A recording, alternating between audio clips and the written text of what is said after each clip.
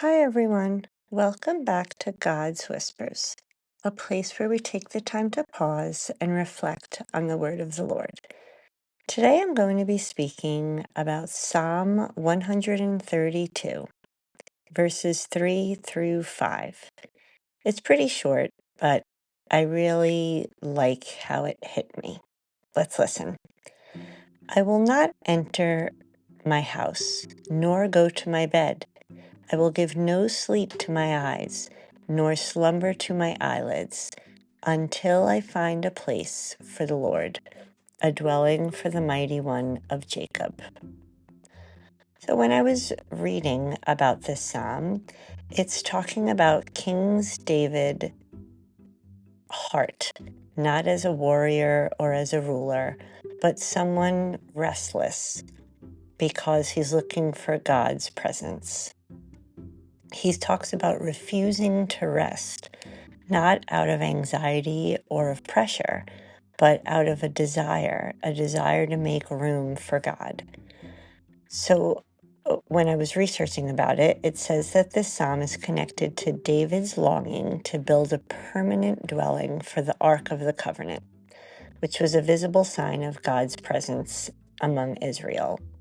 David has a palace. He has stability, he has comfort, yet something felt unfinished. And maybe that's why the psalm hit so strongly, because I'm sure many of us have what we need, but might still sense that something is missing. This psalm isn't about doing something more, it's about priorities. David isn't saying that God demands exhaustion. He's saying that God matters enough to reorder his life. And that's the question that the psalm is bringing forth. Where does God fit in my life, in my day, really? Not just an intention, not just when it's convenient, but in the actual everyday moments of our lives. When it's the end of the week and energy feels like it's lagging, and there's many distractions around us, this psalm invites us to pause and think, have I made space for God or just plans for God? Because God doesn't ask for perfection, he just wants room in our lives.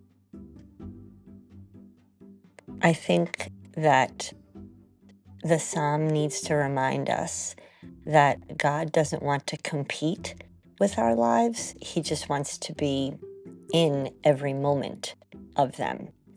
So journal prompts that will go along with this passage would be, what fills most of my attention right now?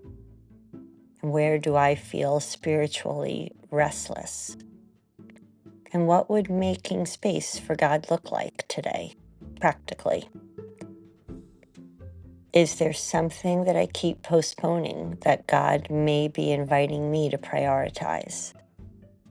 And then finally, where do I sense God asking for presence and not performance? I hope that this message was encouraging to you. And if it was, please be sure to give it a like, share it with a friend, and don't forget to subscribe so you can continue to hear God's Whispers.